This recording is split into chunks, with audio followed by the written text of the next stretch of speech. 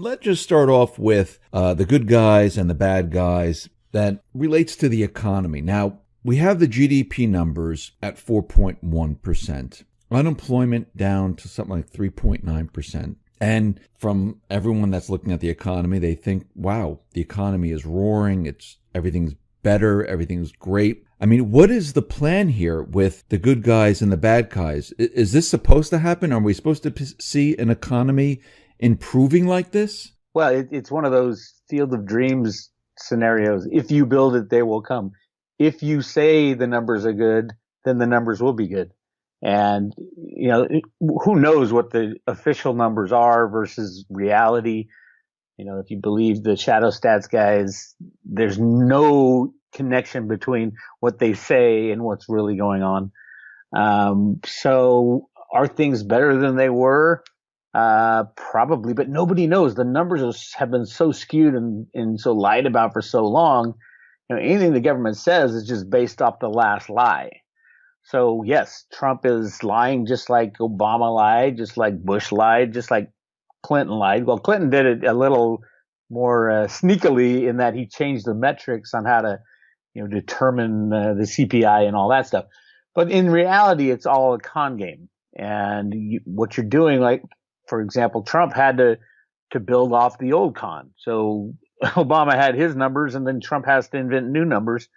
Trump put the guy who was the head of computer rigging at Goldman Sachs, put him as the U.S. Treasury Secretary, Steve Mnuchin. That was his job at Goldman Sachs.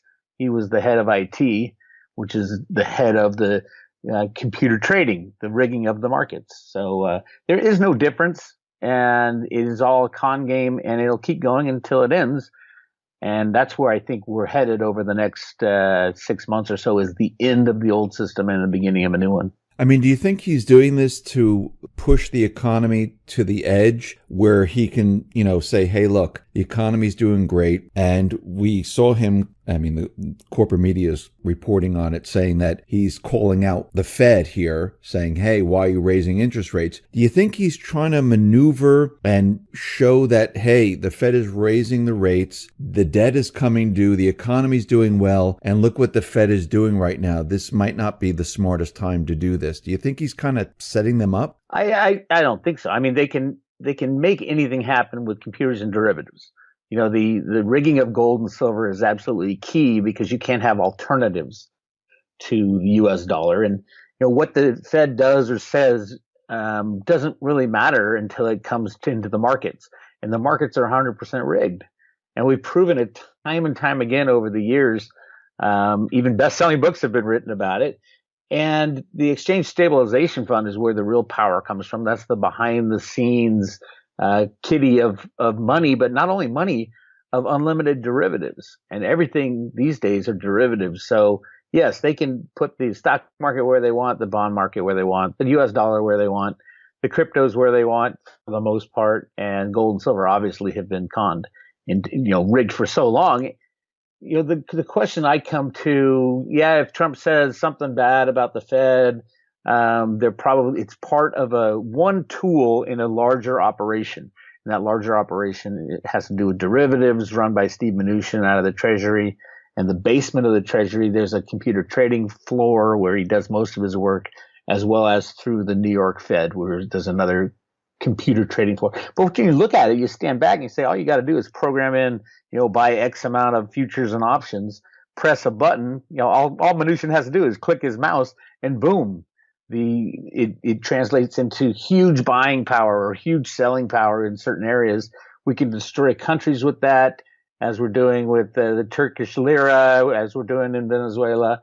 The U.S. right now, at least for right now, has control of the computer programs, and we can take out people with a click of a mouse. It's really crazy when you sit back and think about this electronic game we're in the middle of, that it all relies on one click of a mouse at the U.S. Treasury. But if the U.S. continually does this, there's calls from like Russia saying, listen, we should trade in our national currencies. We should bypass the dollar. We see Germany, they're looking to create their own payment system, just like China and Russia, because they're nervous and afraid of the U.S.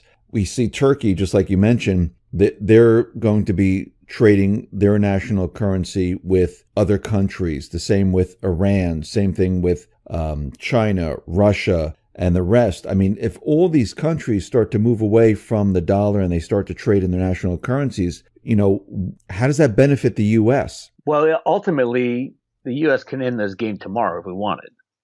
We could click a mouse and destroy the entire economic system with the derivatives going sideways. So the U.S. has ultimate control of ending all the unbacked fiat system. And that was always the plan since the invention of the Fed in 1913, was to run it as long and hard as possible, soaking up all the benefits of unbacked fiat money, meaning, building out your military, building houses, roads, bridges, and then at some point destroy the old system and start fresh. And that's what was said in the Road to Ruta comics from the Fed Boston. And that's what's going on right now. So yeah, this is a plan. Trump's, they can talk about, balancing the budget and getting the debt under control. They can talk all they want. The idea is, no, we don't want that. That would be the worst thing. All that would mean is that there's no money out there just to pay the interest on all the new money created. So the plan is not to pay off any debt. The plan is to run it as long and hard as possible and then destroy it with a click of a mouse. You're saying that, okay, the plan is to run this long and hard. I mean, this has been going on for quite a while. I mean, since 2008. Since 2013 or 1913. Since 1913, but as of 2008, we went through the Great Recession and they started to really, put this into overdrive. Well, it became visible. Yeah, to everyone. I mean, how much longer? I mean, we've been doing this, for 10 years now, since 2008? Well, the computer rigging started in the 1960s with Alan Greenspan's original programs that he wrote, and then it got implemented when he was the head of the CEA, the Council of Economic Advisors for Ford. And then those computer programs are run out of the Fed and the U.S. Treasury still. They didn't become visible till the dot-com booms and all that. But this stuff has been going on for a very long time. And, the U.S. will pull the plug when it's no longer advantageous to us to be the world's reserve currency. There's no other country that's going to take our spot. It will end before any other country takes our spot. Nobody really wants to take our spot either. Who wants to be the world's reserve currency? You got to back it up with military, and you have to kill people just to, keep the system going and take out dictators and rig every market. Nobody wants to be in charge of that. But the U.S. has done it, and we have been in charge of it for a long time. But being in charge of the world's reserve currency means you can destroy it with a blink of an eye. And that's kind of where we're getting, is the plan is to destroy it. And it has to do more with the good guys and the bad guys and what's going on behind the scenes, not specifically with what you hear on, CNBC or on Bloomberg or anything like that. There's deeper things going on. And I think we are coming to a head. And I think it's exciting for gold and silver and crypto owners. But it's not going to be smooth. It's going to be ugly and crazy. And, with the markets shutting down and banks shutting down, it's very scary. So when you say, behind the scenes, things that are happening, what are you talking about? Well, look at the deep state being removed. I mean, if you look at, would these things happen? There's been more, and the pedophilia guys and all this, there's been more people arrested on pedophilia charges than in the last 100 years in the United States. More people arrested on Trump's watch than in the last 100 years. If you look at where the rigging of the markets will take us, JP Morgan, the largest derivative holder as far as U.S. banks, I think Citibank might have passed them up, but JP Morgan and silver derivatives, they have their smallest short position they've had since the takeover of Bear Stearns, which was like the transfer of the huge short position. They're down to, Ted Butler estimates like 16,000 contracts, thinking maybe next report, which is I think released on Friday, they might get down to 10,000 contracts of silver shorts. That is unheard of for JP Morgan. It usually ranges from 20 to 50,000 contracts. On the flip side of that, JP Morgan has I think it's over 1 billion, but Ted Butler estimates over 750 million ounces of physical silver. And that is such a gigantic amount of silver, the largest silver hoard in the history of the world that people knew about.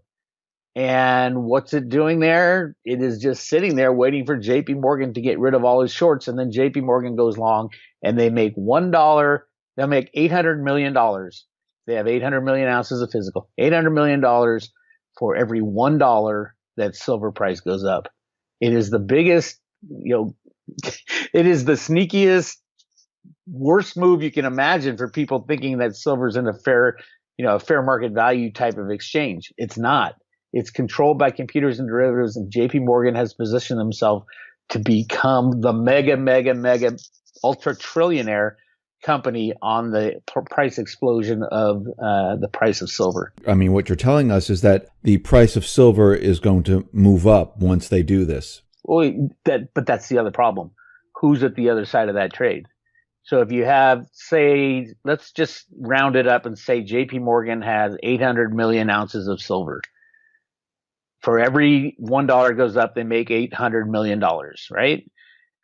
Silver's been suppressed for over 150 years. Let's say silver goes to the all-time high of 50. So you take that's $35 per ounce. $35 per ounce times 800 million is how much JP Morgan would have profited. But why stop at 50? If there's nobody to short the electronic contracts anymore, why not go to 500 or 1,000? See, that's the problem. That's why the Hunt brothers were taken out of their position. They had 100 million ounces of physical silver, and they were taken out because it was too dangerous. So in the 1980, 1981, they took out the Hunt brothers. The exchange basically said, all right, there's no more buyers of silver, only sellers, and the price went from $50 to $20 in a matter of a month. Now we got the same thing happening, except the other way, and it's going to be on steroids. That JP Morgan has all this physical silver, and they're going to end up very soon with a long position on the COMEX, and then there's no one left to short. You've got right now the technical funds are shorting because money's free and they can do that, but they don't understand that, just because they have a stop loss in as far as, if silver starts running high, that doesn't mean that trade will get filled and they will cover, they got derivatives, there's other types of derivatives as well. It's a mess. And the only way it can release that mess, it's a coiled spring type of mess, is for silver to take that moonshot that we've always been waiting for. The markets are broken. The price shut down. That's the other thing. Is most likely the COMEX and the LBMA will just shut down and say, this is a force majeure. No one knew this was going to happen. Deutsche Bank went down, and all of a sudden, the third party derivative scene's a mess. So they'll just shut down. And then, how do you reopen after something like that? Nobody knows. And what happens to gold during this period of time? Hopefully the gold price suppression will end as well. Now, I think gold is very different than silver in that silver is an absolutely necessary industrial commodity, whereas gold is a monetary metal. It used to be the only alternative when the U.S. dollar fiat money died was gold. Gold has always been turned to in the past. Now there's another alternative, and that's cryptocurrencies. So yeah, gold might do well, but there's not a lot of old gold bugs around anymore. The majority of humanity will be saying, I'm used to, going to the Starbucks and using my cell phone to buy stuff. So I don't think gold will fare as well as it should have had there not been massive amounts of manipulation over the past, 100 years. Now, you mentioned cryptocurrencies, and we've seen almost the same type of manipulation that we've been, watching in the precious metals market. I mean, Bitcoin went, sky high, and then all of a sudden, was it Mt. Gox and others were just, dumping Bitcoin, bringing the price lower, and lower. And here we are today. I mean, do you see the same type of manipulation going on with cryptocurrencies? Well, you mean for Mt. Gox, you mean the Mt. Gox trustee that was. Yeah. It's one of those things you got to look at and say, okay, it feels like, Bitcoin just crashed automatically, but the reality was Bitcoin was $4,000 1 year ago. So it went up faster than it went down, which is completely the opposite of what silver does. Silver will go up smooth and steady, have a final blow off top, and then just crash. So it's kind of the opposite. Bitcoin crashed up and then has been slow and steady down since. Yes, there's a lot of manipulation. It's the same computer manipulation that's done on the COMEX. with swap trades and spoofing and all that stuff. But in the cryptos, it's an unregulated market. And, all the crypto people say, yeah, we don't like governments in there.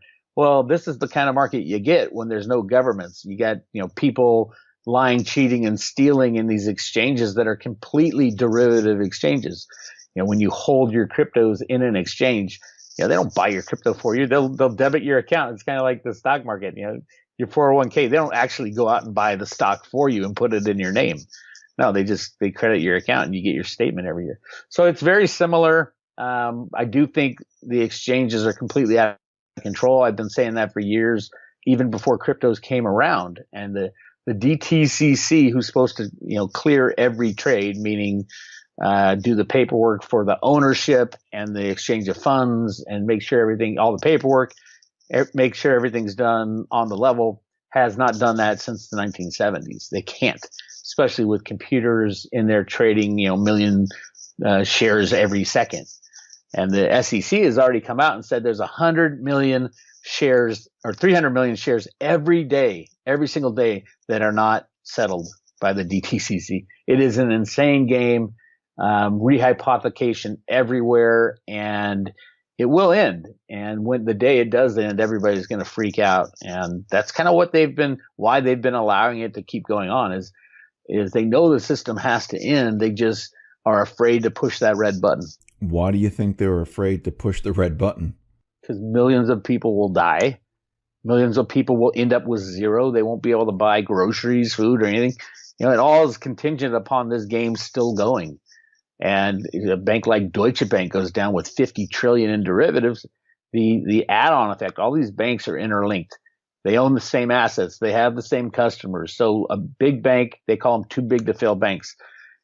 The reality of a too big to fail bank failing is the end of all banks. And when you have the end of all banks, you have an end of a monetary system. And that's where we've been headed for a long time. And because of computers, because of derivatives, they've been able to hold it off. But it also required a lot of theft and stealing and war and you name it to keep this system going. But it's not an honest system. I think that's the biggest thing about it now. It's so manipulated and so corrupted that the next banking crisis like we had in 2008, we're going to see the true we're going to see the people of the United States stand up and say, no, that's it. No more bailouts, no more criminal banking. Let's start fresh. And it will be, loss of fortunes. It will also be a loss of debt. And that's really cool because the biggest problem now around the world is the amount of debt we have. But they know that this day is going to have to come sooner or later. I mean, they can't keep pushing it off. Yes, they can rig the statistics, they can rig the markets, but the everyday person, I mean, they're feeling it every single day. I mean, people losing their jobs, retail stores closing, people losing their jobs from there, wages and salaries decreasing. They can't really raise interest rates. If they do, you can see the real estate market starting to, crack and things like that. So eventually there's going to come a point where they're going to have to make a decision. No? Yes? They've been saying that since literally, they were saying that exact same thing in the late 1919, 1920, when Woodrow Wilson left office. They've been saying it every year since. I mean, it gets to that point where, they have been able to rig the markets to control this unbacked fiat system since 1913. What's to stop another year or another 10 years or another 100 years because they have computer programs? The only thing to stop it now is making the decisions that we're making right now, that we are stopping it. We're going to take out the deep state. We're going to take out the bankers, and we're going to pull the plug on the old system. I think those decisions are being made if you look at the $100 bill, the brand new $100 bill, it's got gold all over the right side. And if you look really closely right above the 100, it says you reserve the right to overthrow your government at any time, from the Declaration of Independence, right there on the $100 bill. So there are people within the Fed, within the Treasury, within the Trump administration, and the people, behind the scenes of the Trump administration, that are working to take out these criminals and implement something new and something more sound. Obviously, a gold standard would be better than the old thing, but it's not as practical. I think the cryptos The right cryptos implemented the right way would be the best for us going forward. And it's clear to me that that's kind of what they're shooting for. And then we can reallocate money to the people of the United States, and every country can, do what they want. They have their own free will, but the United States has been planning this for a long, long time. So you mentioned, if we had the right cryptocurrency and you believe we're moving in that direction where we might be using a cryptocurrency, why do you think the U.S. is going to be moving towards a cryptocurrency? Well, I believe the Fed and the Treasury, and especially Alan Greenspan, have been involved in the creation of cryptocurrencies since the very early days of the Fed. That's what Root A is the computer programming term used by Alan Greenspan to write the first computer programs for the banks. So, I have a theory that's probably more than a theory that Alan Greenspan was heavily involved with the cryptocurrency guys before Bitcoin and during Bitcoin and after Bitcoin. It just makes sense because that's all he was doing at the time, is computer programming and dealing with the banking system and rigging markets. And if you know Alan Greenspan and you study him at all, he was the biggest advocate of going back to the gold standard back in the 1960s. And then he, ever since, has been dealing with the computer programs he learned from his buddy John Kemeny, the guy who invented basic computing.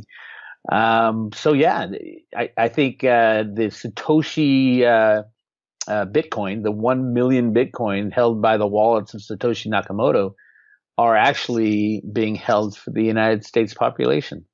And at some point it will be implemented. We'll see how that goes. And I also think Litecoin is going to be right in par with that. Litecoin, I think, will be used as a means of exchange because it's faster and it's a better way to mine Litecoin. It doesn't use as much energy as Bitcoin. And I think that's why Charlie Lee, the inventor of Litecoin, actually sold all his, or donated all his Litecoin, was that you don't want a central guy. If you're going to change out of the US dollar into something else, you don't want a central person being in charge of that. So Bitcoin, obviously Satoshi isn't around anymore, or hasn't been heard from for years.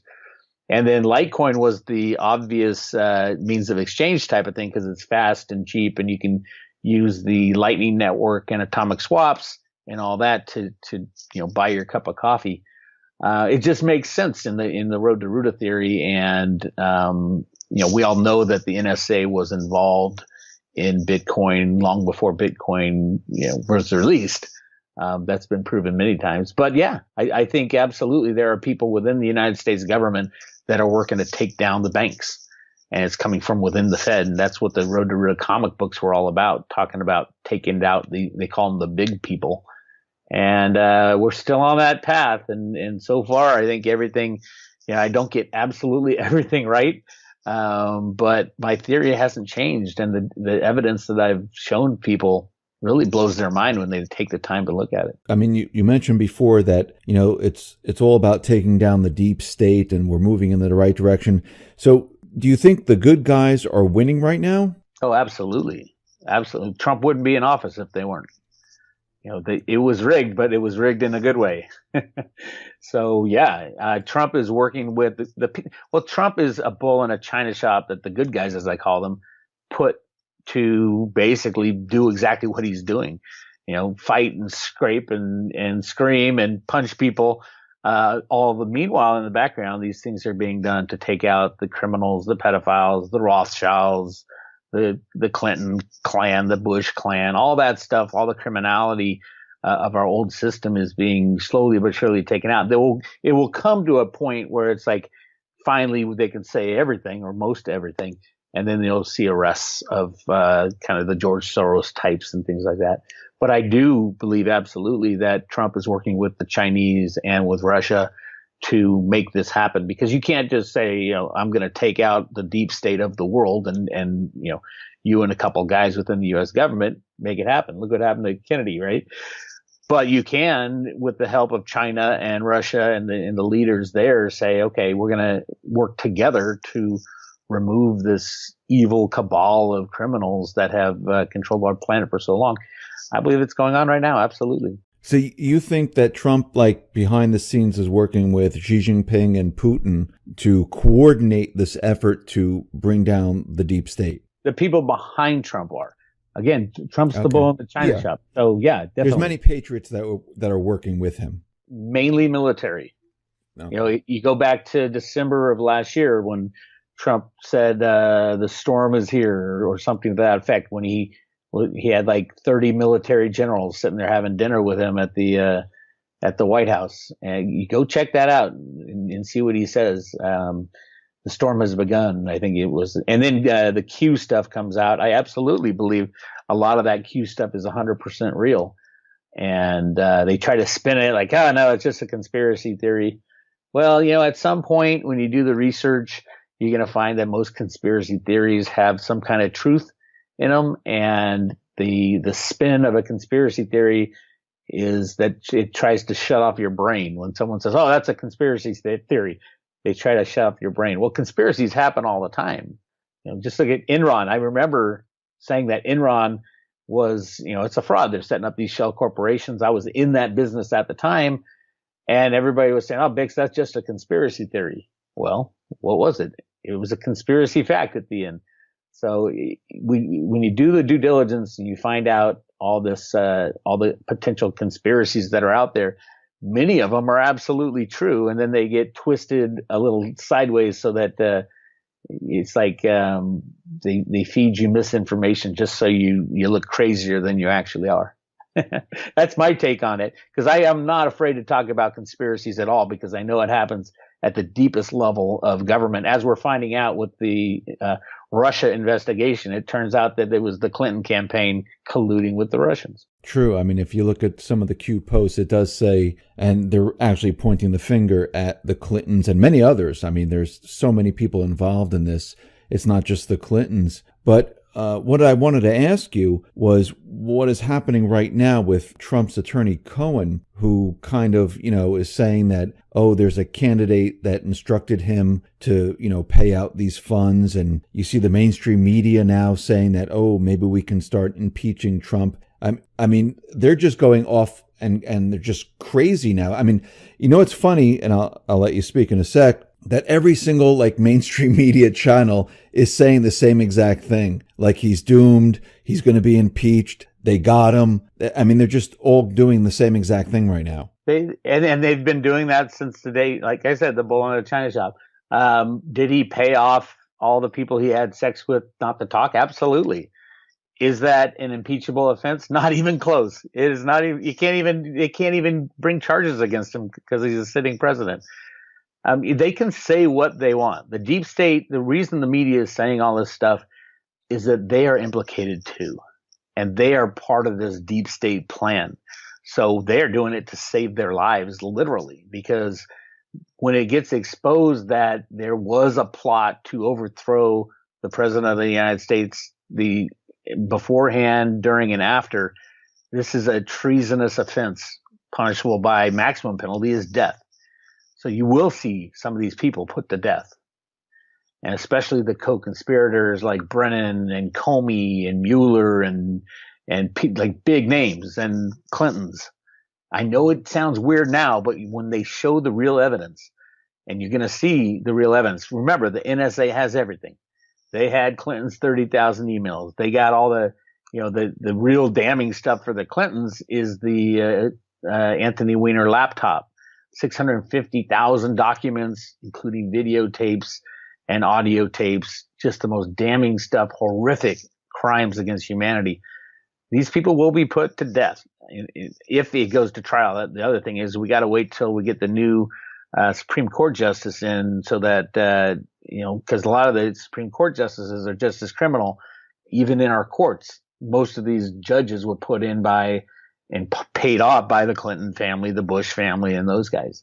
So yes, it is a crazy time we're living in, but at the end of the day, Trump's going to stay or leave. It doesn't really matter. The takedown of the bad guys is still going to go forward. I mean, I think you might have just answered my question, but let me just clear it up so everyone that's thinking probably the same thing I'm thinking. Why don't they just release all the information that they have, I mean, if they have everything, they have all the documentation from the uranium deal with the Clintons, they have the foundation information, they have all the emails from WikiLeaks. Why don't they just release all of it right now and get this over with? It'd be too disruptive. Every bank would shut down. You'd lose your 401k.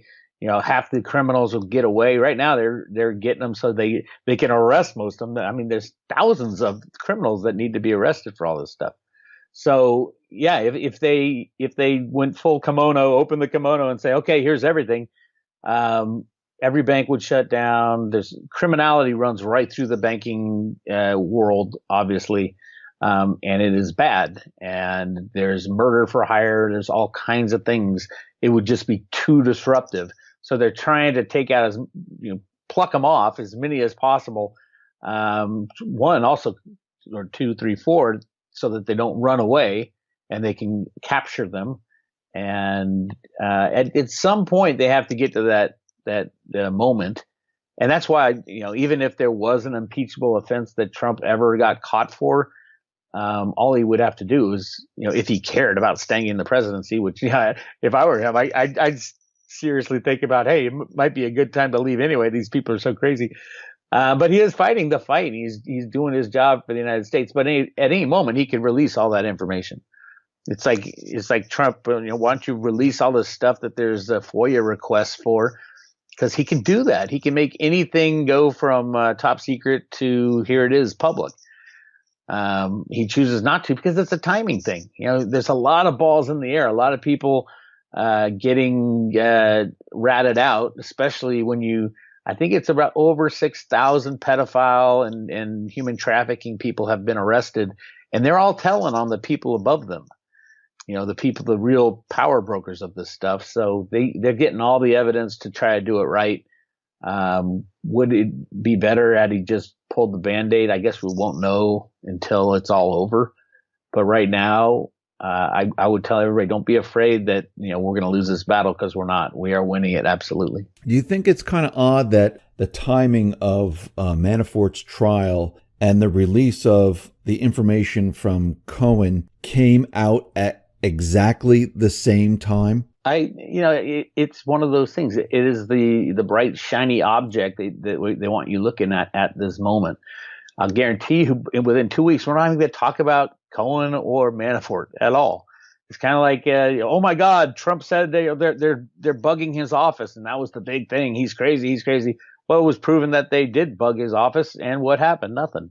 This stuff comes up. It's all over the news, and then it goes away. So the Manafort stuff, the Cohen stuff, it's the talk of the town today. In the next 2 or 3 weeks, next time we talk, let's write this down to remember to talk about it. We could say, oh my God, what happened to that Manafort stuff and the Cohen stuff? It'll just go away. It's not important. It's the shiny ball that they want you to look at while everything else is going on in the sides and then the background. So these deep state players, Clinton, Brennan, Clapper, Comey, and the rest, Bush, McCain. They're all part of it. Absolutely. All these. Q calls him no name for McCain, but they won't mention his name. But are they just gonna, sit there and wait for them to bring them in, or do you think they have some other type of plan? Because I don't see them just saying, hey, we give, yes, we did this, and, take us in. Do you think these people are going to run? Do you think they're going to do? I don't think they can run. There's not many places you can run to anymore. Given that the NSA has all information, all electronic information, anywhere from credit cards being spent to, if one of these guys wants to disappear, he'd try to do what Saddam Hussein did, go to a little town and hide in somebody's basement. Well, these guys, they can't live that kind of life. They're used to the good life. And if they do, it's kind of punishment anyway. And the next time they pop their head on the grid, bang, they're gone. They're toast. They have to. And I don't think anybody, I think everybody can be found. And it's pretty easy to find people. Especially famous people, because everybody knows what they look like. And, you're always going to have some snitch somewhere say, oh my God, Bill Clinton, I saw him last week down at the driving range at this little hole in the wall in East Texas. You're going to have that. When you're famous, you can't hide. And if you do hide, you're going to have to hide completely in a miserable existence.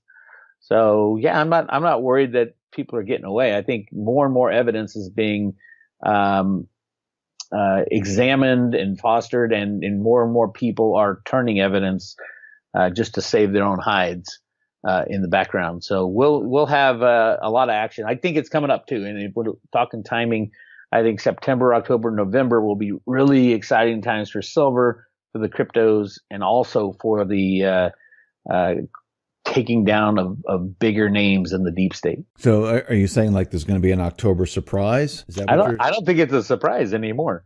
I think it'll be very similar to 2008. Everything is building that way. So, we'll see. And it's just a click of a mouse at the U.S. Treasury to make it all happen. Do you think the deep state will try to do something like maybe, a false flag or anything like that to distract from everything? And yeah, well, it's possible. Yeah, everything's possible. Everything's on the table, but it won't work is the key. Their false flags are pretty obvious.